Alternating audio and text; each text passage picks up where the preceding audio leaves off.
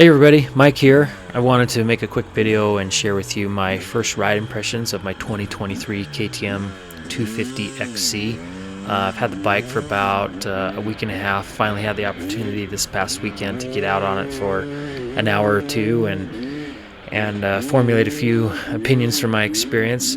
As I was looking and searching for information on this bike over the last month as they've been becoming more common, I was finding a lot of information on the 300s, but not as much on the 250. Of course, the chassis changes and all of the other little things with the new bike are exactly the same between the 250 and the 300, but as well as the TBI technology is simply a different displacement motor. But, you know, there are some subtle differences between the 250 and the 300. So I want to share with you just a little bit of footage from our ride and also some from two of my sons with me. Both of them rode that, and I have some footage from one of them as well. So really quickly, just kind of as some context or perspective, I think that's important whenever somebody's looking for information on the internet and watching ride videos and whatnot. You know, it can be so drastically different based on the style of riding, the level of rider, just personal preferences, those kinds of things. So just really quickly, you know, I'm a 50-plus-year-old A-level rider who still enjoys racing off-road, but I'm an avid trail rider as well. So for me, the XC fits me very well. I've been riding a 2017 250 XC for about the last 6 years. Have put literally hundreds and hundreds of hours on that bike and feel like I know it quite well, and have also owned several 300s over the years as well, and have just really enjoyed the 250 platform just because of its playfulness and responsiveness in the motor, and I don't feel lacking in the bottom end in any way. So for me it works. So really quickly, we went out last weekend to the Utah desert, just set up kind of a little turn track and put in some laps and on that. And so again, this was not gnarly, slow, technical single track like I love to ride during the summer months in the mountains. Instead, this was a little bit more of a simulation of what I would do in a racing environment. It was primarily sand, nothing excessive as far as whoops or anything like that, but certainly enough to get a feel, and also some rocky sections thrown in as well. So we'll go ahead and jump into this. I'll share a little bit of the video and just kind of offer some thoughts as we go through that. So first, the really big, obvious question that everybody wants to know about is the motor, and that's the highlight. Despite the chassis changes and any of the other little things that are new, nice things to have, the motor's where it's at. And I'll just cut to the chase. The TBI, in my opinion, is what the TPI should have been for the last 5 or 6 years, and it is quite simply amazing. I absolutely loved it. I know there are always going to be issues and gremlins with the new model year, and there already are a few little things that are manifesting themselves with these bikes, but nothing so significant that it has me concerned at this point. The motor, again, I'm contrasting this not with a TPI, but with a carbed 250 that I have been running for several years with an SX head and just some minor jetting modifications. And to be very honest, despite all of the hype with new bikes and this new bike, I was not convinced that this bike would be as fast as my carbed 250. And I was trying to be very intentional and not, you know, again, getting sucked into the hype and any of that. But my seat of the pants observation is this thing is every bit as fast as my carbed 250. It's this weird, subtle, at least for me, combination of linear, but not like a TPI, but pulls very hard, and for a long time, and I absolutely loved it. It took just a couple of minutes. It didn't feel down on power in any way right off the bat, but once the more and more I rode it, the more I realized this thing just flat out rips. And I get to go race it this next weekend. I'm super stoked for that. Another observation was with the gearing. I think there's a 1-tooth difference in gearing, if I recall correctly. It could have simply been where I was riding in the sand, but I spent 90% of my time riding in third gear, and I found first way too low for the type of riding that I was doing, and second, the majority of the time was great coming right out of the corner, but I found that I was constantly having to shift to third. That's really not that different from my other bike, but for whatever reason, I kind of honed in on that on this bike, and I don't know if that's due to gearing changes. I don't know if that's due to the motor, but in fairness, here's the interesting thing. My son got on the bike after I did, and he's a AA pro level rider, jumped on the bike, went around, ripped some laps on it, came back, and he said he felt like he could ride it. And I hadn't said anything to him about my observation of the gearing, and he kind of almost said the opposite. He said he felt like he could just pull on third all the way through the corners and not worry about it. Frankly, he's a way better rider than I am, so take that for what it's worth. It wasn't a problem, it was simply an observation. But what I liked about it was, with just a little bit of clutch work coming out of the corners, then I could stay in third gear, not have to take that moment of shifting to then accelerate into the next corner, and it just pulled, and I didn't have any need to shift, and it was awesome. The next big one, of course, everybody always wants to know about suspension, and every year we're told, subtle valving changes, this or that. Everybody hypes about it right off the bat, and then 3-6 months into a new model year, then everybody's dogging on the suspension and getting things revalved. So I will say this: the suspension did for me exactly what it is intended for. This is an XC bike, caters towards more of an aggressive cross-country hare scrambles type of racing situation. And for me, again, just stock. Granted, I only had an hour or two on the bike, and I want to put some more time on the bike to develop an opinion on this, but it didn't do anything bad, is maybe the easiest way to put it. I bottomed it once in a really big G-out, but that's not necessarily a bad thing, because I was using all of the travel. I'm about 185 pounds, and so I'm on the upper end of the springs, and so naturally I should probably be getting it set up a little bit better. I didn't touch a clicker, I didn't do anything. I just wanted to ride it bone stock and just kind of form a baseline.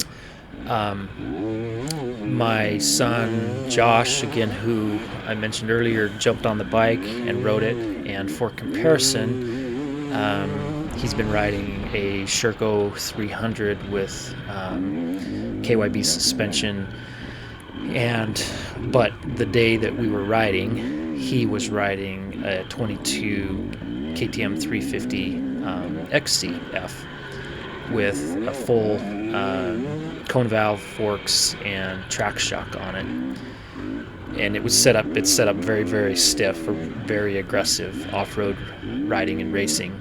And he jumped on my bike, and after a couple of laps, when I asked him about the suspension, again, his comment was he didn't have anything major negative to say about it. In fact, in a rocky section on the course, he actually felt like the stock fork on my bike was working better in the rocks than the cone valves, simply because they were so stiff. He did not say that the suspension was better all the way around. He simply was making the observation that because it was a little bit softer, he felt a little bit more comfortable in the rocky section. So for me, with suspension, I'm actually going to race it this weekend, just bone stock, and I don't anticipate that being a problem whatsoever based on what I experienced last weekend. But full disclosure, I do intend to revalve it, get it spring and set up properly for me. But out of the box, it's honestly good enough for me as an A-level rider to go out and race it without any concerns. Just kind of an interesting side note, I did watch, I've watched a lot of videos and tried to do my research on this. And of course, you've got some folks that are, hyping it and saying it's the greatest thing ever. And you've got others. I think the one consistent thing is everybody says the motor is awesome. But I found it kind of interesting. I watched a video from Jeff Slavens at Slavens Racing, and he said that the suspension on this bike goes every direction other than in a straight line. But frankly, it actually made me laugh out loud because I feel like he was comparing it to an XCW soft trail supple suspension. He was riding it in Rocky Mountain trails and was, in my opinion, kind of comparing apples to oranges. It's an XC bike, and he did acknowledge that it's set up for more of an aggressive off-road setting. But for me, that's why I bought the bike. So to me, it's great, and to him, he felt like it was terrible. So the point in all of that is, don't believe everything you read and hear on the internet. Formulate an opinion based on your style of riding and your preferences and your weight, and this bike will be just fine. But I'll have a little bit more seat time here over the next few weeks. Like I said, I'm racing it in an off-road race this next weekend that will be fast, whooped out, sandy, aggressive type of riding, and then a few weeks later I'll be in Tecate, Mexico at the Tecate Enduro, which will be slower, gnarly, more technical riding. So that does bring to mind one other thing I wanted to mention on the gearing, because I also heard Jeff Slavin say something about it being too tall for technical trail riding. Again, everybody has an opinion, and you know what they say about opinions, but I can 100% see myself just leaving this the way it is, and I love to ride gnarly technical single track in the mountains, and in my opinion, it is not geared too tall. Caveat to that, though, is I admit I have not yet taken this bike in those types of conditions yet, but given my experience with my other XC, I left it bone stock as far as gearing ratios, and never once had an issue riding gnarly technical single track or racing it. All right, a couple other things here really quick. The frame, ergonomics. I know it's a new frame, and there's some slight differences. Again, I would put it into the category of I was extremely comfortable on the bike right off the bat with no concerns and issues. I felt like I could get up on the tank a little bit easier for turning. I've read and heard a lot about it being stiff.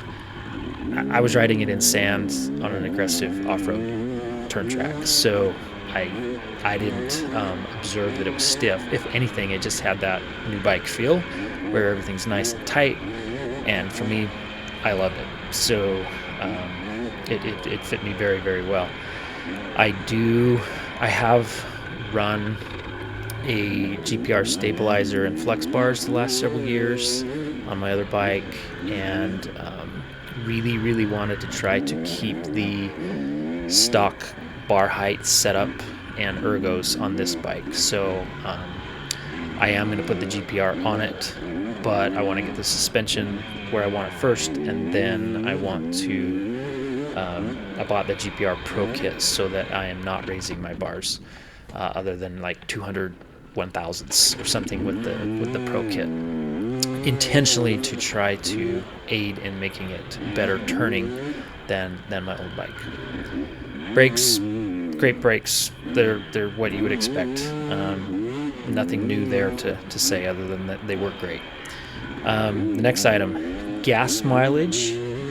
really, this is untested. There's several videos out there. I know that one of the big concerns is based on where the fuel pump is located, and if you watched a lot of the videos, the KTM basically fixed one problem but created another one, where you no longer have the vulnerability of the outlet on the bottom left side of the tank being susceptible to impact damage.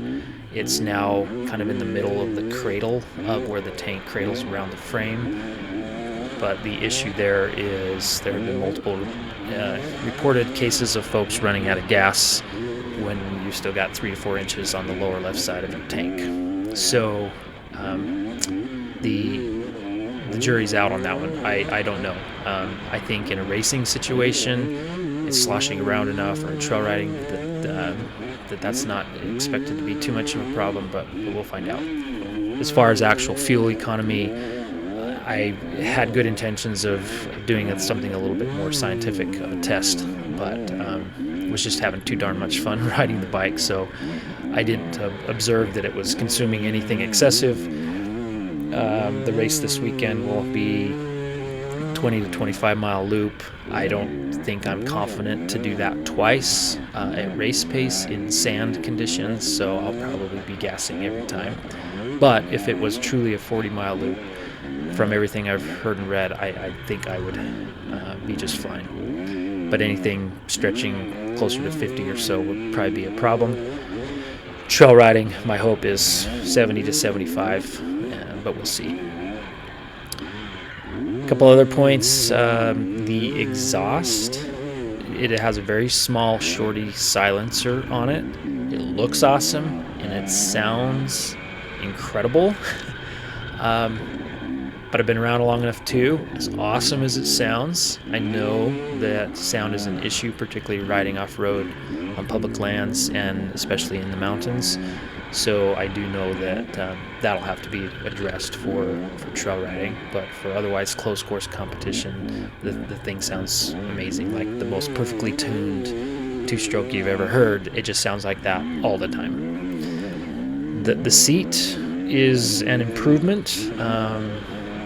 And it works, and it's a little bit softer. It's not that notorious 2x4 seat, and the way it comes on and off is super easy and quick as well. So I really like that. A couple minor little nitpicky things that I've observed and also read a little bit about on these bikes. They incorporated a new grab handle kind of just below the seat in front of the rear fender. Great idea, but the wrong location. It's too far forward to the center of gravity, so when you're trying to lift using that location, it's like you're trying to pull up the entire weight of the bike from the middle of the bike as opposed to having a leverage point. So honestly, it's just easier to grab it back behind the rear fender, but it's sturdy enough there to be able to do that. The electric start button that is on the right side, the start and kill switch. Again, this is super nitpicky. It's nice that they're integrated together, but the buttons are actually kind of hard to push. They just don't have this weird, you don't have the responsiveness. It's like you're pushing it and you're not sure if you're pushing the button all the way. I don't know if that explains it. And then of course the other big issue, probably the biggest one that is all over the internet on these right now, is the fact that if you hit the start button when the bike is running, it will throw a code, I think like 5 flashing lights on the fuel injecting light on the little hour meter, and there's no way to clear that code without taking it back to your dealer. So lots of folks have experienced that. Knock on wood, I haven't yet, but that is absolutely annoying if that were to happen. And then the one other thing that I've heard and read some about on these is that the XCs, these have the basically the SX equivalent stator output. I can't remember what the actual output is, but it's small, it's minimal, and you're hard pressed to be able to even run a fan, let alone light, with the stock stator output. But I'm sure it's only a matter of time before the aftermarket's all over that. And for me, once, you know, for trail riding and whatnot, I'd love to be able to get a light on this thing. Those are some minor little nitpicky things, but to sum this up overall, given, again, minimal time, an hour and a half roughly on the bike since I had it, but super happy with this bike so far, and I intend to put some more time, a couple hours on it this weekend racing, then hopefully a little bit of trail riding, and then getting it into a little bit more of a gnarly technical enduro format a few weeks after that. So as I do that, and as I'm able to formulate a few more opinions and experience with this, I will be sharing that with all of you if there's an interest in that. But overall, awesome bike. Very happy with it, and it actually just excites me to go out and ride. I rode last weekend, and I absolutely can't wait to get back out on it this weekend. And for me, that's why I ride a dirt bike. It's so that I can have a great time and just enjoy it and have a lot of fun, and this bike is fun. So for me, that's a win. So thanks everybody, and enjoy. We'll let you know how things go after the next few weeks. Thank you. The other thing is you're jumping off of a 350. Yeah. First impressions on a brand new 2023 KTM 250 XC TBI, throttle body injection. Never even rode one of these.